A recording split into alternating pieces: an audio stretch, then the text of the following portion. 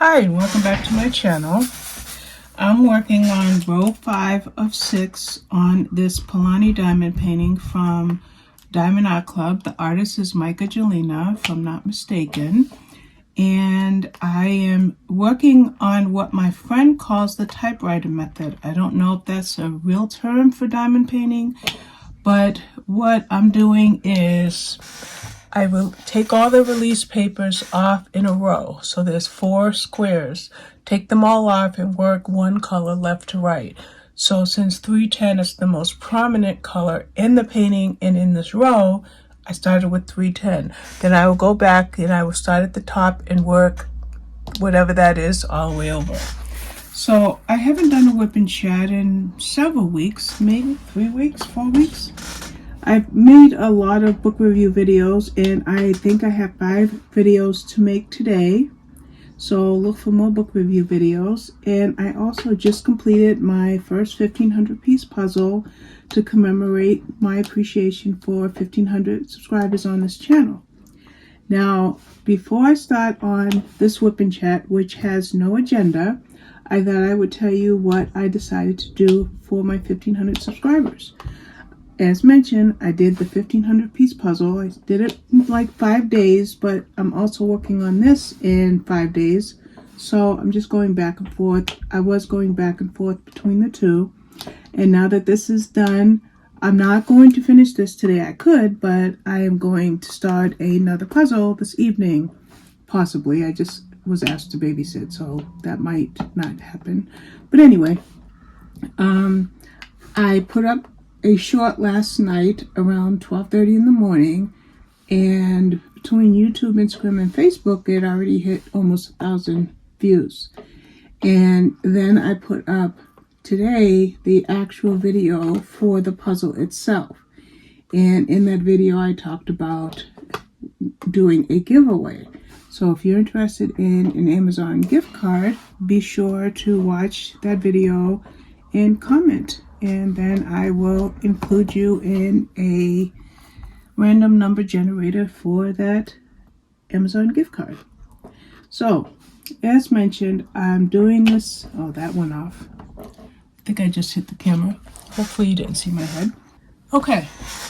I think, no, still have to get the edge. Okay. That's as good as it's going to get. Maybe I won't hit it with my head this time. So anyway, I thought let's do a WIP and Chat and catch you up with my life. So what have I been up to? As mentioned, I finished my first 1500 piece puzzle, which is my actual first puzzle for March. I'm not going to do 15-16 puzzles a month like I thought I was. And the reason why is because I have rediscovered my love of diamond painting. In fact, I have 3 paintings coming from Diamond Art Club. That one I bought a few days ago and 2 that I bought today. And I have 2 of the newer Dreamer Designs paintings in my cart that I will be buying. So yeah, I can't just do jigsaw puzzles anymore. And then I keep thinking about cross stitching. I miss that. And I keep my crochet project over to the left of where I'm sitting, so I'm always glancing at that. But for right now, it's just jigsaw puzzles and diamond painting. And of course, reading and reviewing. Now, as far as reading, I think I'm on the, let's find out where I'm at. Shut this tablet off. Save some battery power. I'll tell you where I'm at. Gotta first open it. So I'm currently reading this Bayou series by Lexi Blake. So I'm reading Bayou Sweetheart. So that means 4, 5, 6, 7, 8, 9. So I'm on book number 9 for the month. Not quite the, well, actually 9 and 10, because I'm also reading Letters from a Stranger. And Letters from a Stranger is by, who wrote Letters from a Stranger? Sarah Mitchell. So I'm reading Bayou Sweetheart, which is an audiobook, and Letters to a Stranger, not from, Letters to a Stranger by Sarah Mitchell. So I'm on books 9 and 10 for the month. And then I'll go back and pick up I want to pick up Hopeful Hearts at Cornish Cove by Kim Nash. It comes out the end of the month. And then I'll do 5 or 6 of my next blog tour books, and I'll tell you what they are. A 10% Seed by Sherry Thomas, Death on Deck by Verity Bright, The Love Wager by Lynn Painter, The Night She Vanished by Wendy Dranfield, and 2 more. Daughters of Nantucket by Julie Gerstenblot. Let me say that one more time. Julie Gerstenblot. And then Vera Wong's Unsolicited Advice for Murder by Jesse O. Centano. So those are all the next books I will be reading, and then I will go back and listen to a few audiobooks. So I have been in another fibro flare and a hiccup with my pain medication. So I haven't had pain medication for about 5 days, and I am a chronic pain sufferer. So it hasn't been easy for me, but I find that the first couple of days that I was having the pain flare, I thought, I would just sleep, and that's what I did. I slept and slept and slept and slept. But then I slept so much that I couldn't sleep, and I found lying in bed in pain only made me concentrate on the pain. And that's how I am nearly finished with this diamond painting. And I finished my jigsaw puzzle because even though I'm in pain, if I'm busy, I am distracted.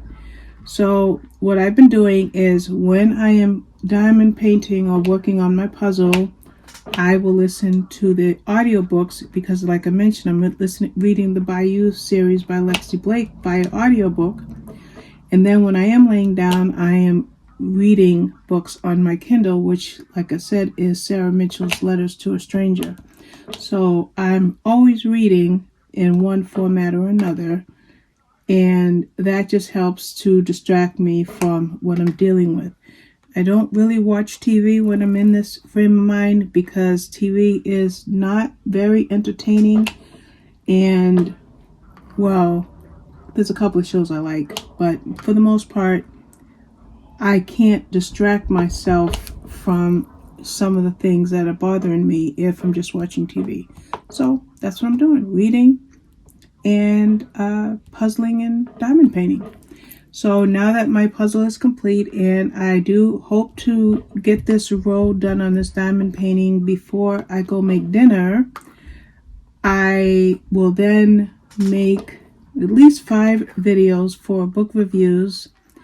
And then after those, I'll make them, edit them, and as they're uploading, I will start composing my next 5 days of book reviews. And that's my agenda for today. And then I was going to start on pink for the Rainbow series by Cobble Hill. I have done all of the other colors: orange, red, blue, green, purple, and yellow, I believe. Oh, I think I just got the last of the 3 10s. But I just got a text asking me to babysit, so I guess I may not start that tonight. I may wait till tomorrow afternoon, because when I wake up tomorrow morning, I'm going to go back and do the row that, I don't know if you can see me, but this row right here is the last row. So now that I've done the last of the 310, and you can see this 9 here is all 939, but I'm not going to do the 939. I'm going back over here, and the first symbol is the dart, and that is 955, a very, very light blue / teal. So let me grab that. So what have I been doing besides my reading, reviewing, blogging, making videos, etc.? Well, I've babysat a few times, and that's always a joy. And there's one story there's one incident that I just have to share. There's probably a million little ditties I could tell you about my grandbabies. But one day, maybe a week or 2 ago, I was watching 2 of them, Olivia and Demetrius, their brother and sister. They were 2 and 3, but yesterday Demetrius turned 4. Sunday Demetrius turned 4, so they're 2 and 4. And Livy, the 2-year-old, says, Nana, I'm thirsty. And I said, Livy, you left your water on the table. Go get your water. You don't need me to go in the kitchen with you. And she's like, no, Nana, I'm thirsty. And I said, Liv, go get your water. Just bring it in here. I was reading, even though I was babysitting, I was reading on my Kindle Paperwhite. And she says, Nana, and I was laying in my bed. She says, Nana, put your feet on the floor. So I said, what? She says, put your feet on the floor. This is a 20-pound 2-year-old. I say, okay, so I put my feet on the floor. She goes, now, stand up. I stand up. She goes, let's go. And she grabs my hand, takes me in the kitchen, has a few sips of water, takes my hand again and brings me back in my room and said, okay, all done. Yeah, there's no free will when you have little babies around. And I love it. I wouldn't have it any other way. The other cute thing is she's having a hard time understanding that my cats have names, Milo and Toby. So she'll say, oh, cat, cat, cat, like when she sees them, because they try to stay as far away as possible. These kids are too energetic. And just to compare, when I watch one of my other grandchildren, Lila, Toby's all up on me. Lila will be on my bed. Toby will be on my bed. But when I have Olivia and Demetrius, they stay away because those kids have so much energy. Anyway, so we're in the kitchen and Milo's in there doing something. And she said, Cat. I said, oh, that's Milo. She goes, that's not Milo. That's Cat. I said, yeah, but he has a name just like you have a name. So I love that. And speaking of names, my Demetrius, my now 4-year-old grandson, says that my name is Nana Robin Taylor. I said, why am I Nana Robin Taylor? He goes, well, you're my Nana and your name is Robin Taylor, so you're Nana Robin Taylor. So when he was telling me this, my husband was coming in from the driveway. I don't know if he came in from the store or whatever. He says, Granddad, what's your name? And Tony said, it's Anthony Taylor. And he goes, oh my goodness, you have the same name as Nana. So I thought that was so cute. That's when he was 3, but now he's 4. So usually twice a week I watch those little ragamuffins. And then maybe once every 2 weeks I watch Adriana's girls. And they're the 3, 7, and 9-year-olds. And they have stories. Like, for example, by the next time I go over there, which I believe is going to be Saturday. No, there's a funeral Saturday. We had a loss. So I think we pushed it to next Saturday because of the upcoming funeral. But I have to dig out my pictures because my 7-year-old granddaughter said, Nana, I need to see pictures of my mother. She says, Mommy, when she was little, because I'm curious to see if she looked like me. Well, poor little Mia is going to be disappointed because Mia actually looks exactly like me. So I have to pull out my pictures and show Mia that she inherited her grandmother's looks and not her mommy's looks. So that's going to be fun going through the pictures with the girls when I go over there. So I've got those pictures I have in an under the bed storage case, and I put it under my son's bed because under my bed I store my diamond paintings and any puzzles that I have glued together. So I've got to ask my son to give me that case and pull out the pictures and sit down with my grandchildren and show them their mommy when she was a little one. So those are my grandchildren's stories. My life update is staying as busy as possible and avoiding conflict. It's so funny because somebody said to me one day, do you remember that quote from, I might have been Einstein if I'm not mistaken, the definition of insanity is repeating the same thing over and over again and expecting different results. Well, I found a meme and I put that meme on Facebook and Instagram, and I'm trying to remember that meme. And it's so funny because now that meme has been pointed out to me, and at least in, say, the last 10 books that I have read, I have seen the quote 3 times. So it's kind of like if you never had a blue Volkswagen Bug and you buy one, all of a sudden you're going to see blue Volkswagen Bugs. It's just a weird thing that the brain does. So now all of a sudden I'm seeing this quote about insanity. And so the reason I mention that is because I found myself a month or two ago in a situation that was very negative, but that had bled on for months and months and months.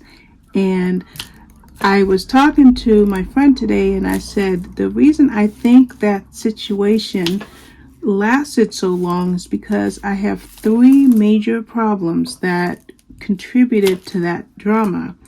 One of those is I am so stubborn that it may indeed reflect a lack of Christian humility. Yes, my stubbornness, when I have been wronged, or I see someone else has been wronged, or a situation is wrong, I want to fix it, and I tend to want to fix things my way. In fact, the book I'm reading right now, the character's father has Alzheimer's, and they have a medication that slows his mental deterioration down to the point where he's lucid again, but it's wreaking havoc on his internal organs. So the son is demanding the father stop taking the medication, even though his father is the man that he remembered growing up, and his father is really enjoying life right now. But the son is determined to fix his father by keeping his father around as long as possible, even if he's not in his right mind. So when I was reading that today, I was thinking, well, that's kind of one of my problems. When I see something is wrong, I want to fix it. And by wanting to fix something, I want to fix it my way. And because I want to fix things my way, then it takes me into almost a prideful stance, which is not a Christ-like way to behave. Then along that line, like the son, I want to be a fixer. I feel that I have to fix broken situations. I don't think I have any more of this symbol. Nope. I want to, just checking. I want to fix broken situations. So I'm always fixing or trying to fix. And when I try to fix, it ends up with me apologizing for something that A, is not my fault, or B, I have no control over. But because I want to fix, I apologize, and then I do that thing that's called insanity, is I go back. And then something else happens. And I go through that, I go back again.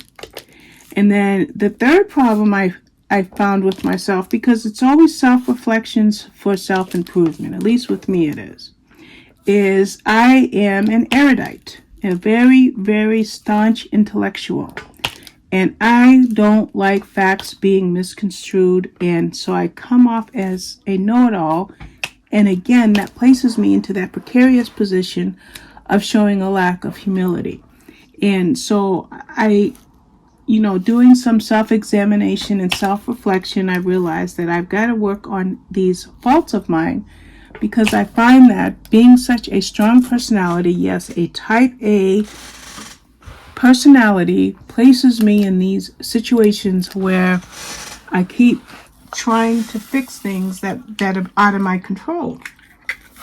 And I want to handle things on a very, I want to say lucid, but that's not the right word, but a very intellectual way. And everyone is not an intellectual. Like, for example, my therapist.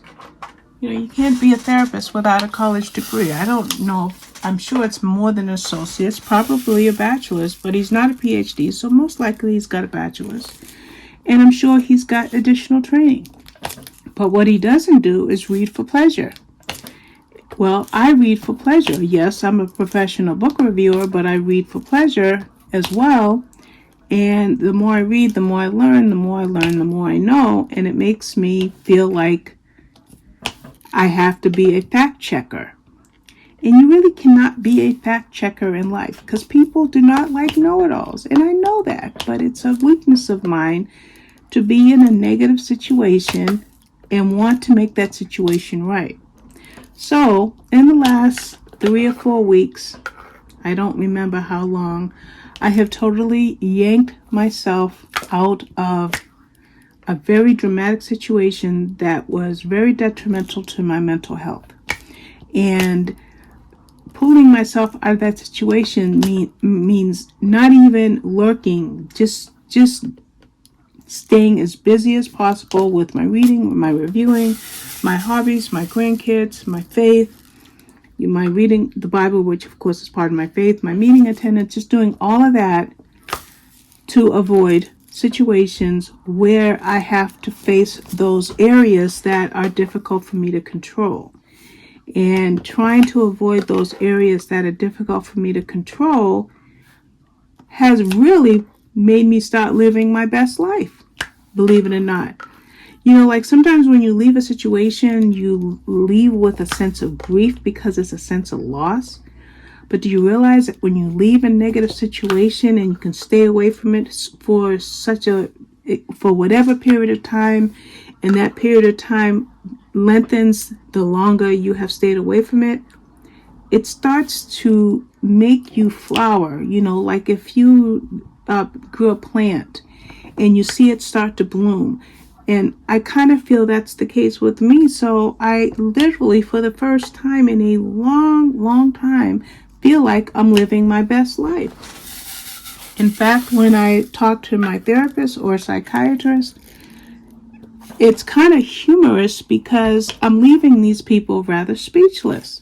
How am I leaving them speechless? Well, I can't really complain about much right now. Now, granted, the Bible says that time and unforeseen occurrence befall us all.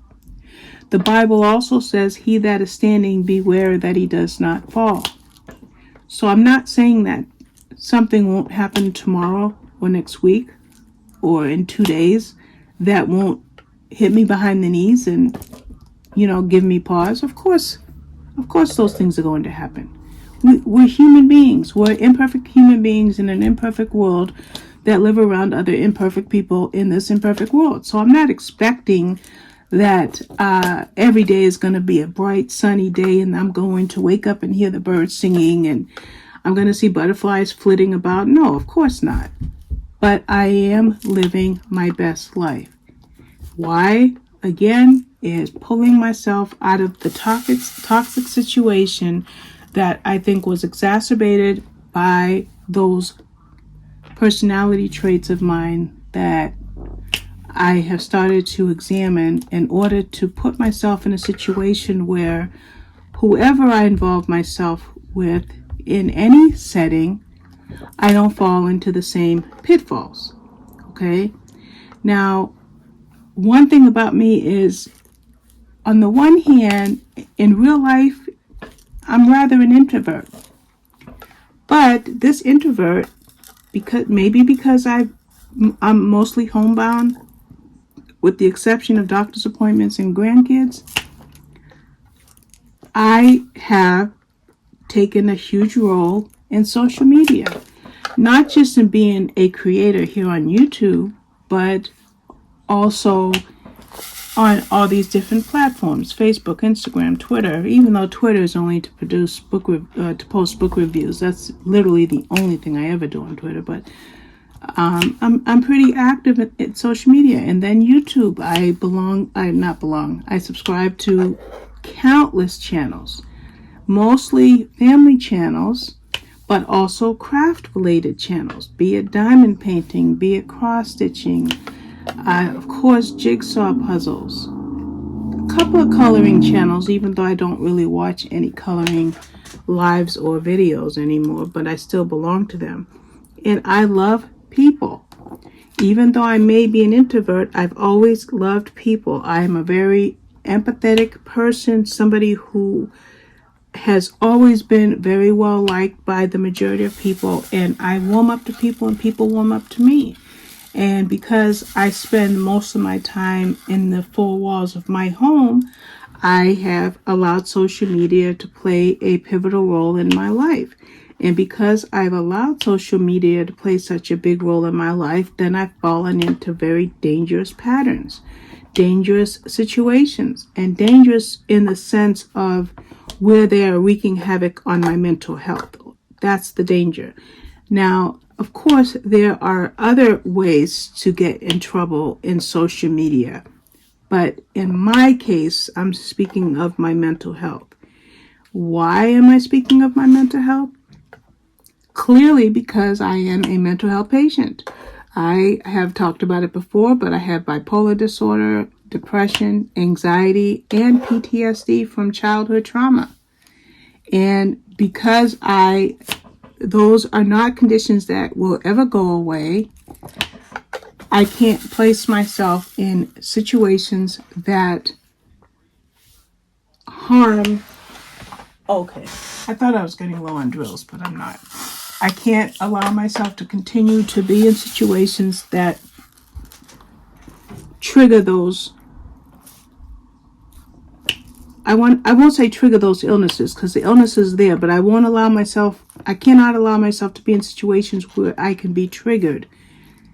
And one thing that was pointed out to me is, in a particular case, and I'm going to be as general as possible, a lot of the stuff that was happening to me was not happening because of me per se. It was happening because it was literally being done to me. And some people will do things to you simply to get a rise out of you.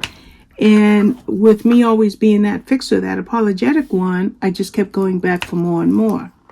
But one thing is for sure, if I'm sad and depressed and I don't want to babysit, then I am robbing my family of time that I need to spend with them.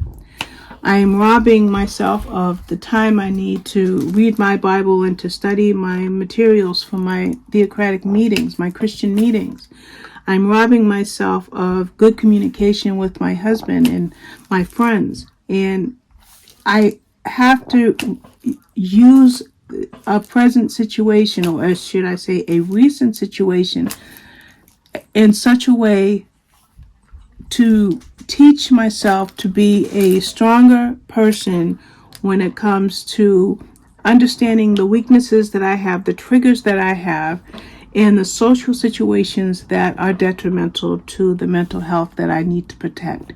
And if it was just me, no husband, no kids, no grandkids, then it really might not even matter where I stood when it came to being sad and depressed and suicidal and all of that. But I'm not just me. I am a wife of nearly 42 years, a mother of 6, a grandmother of 11.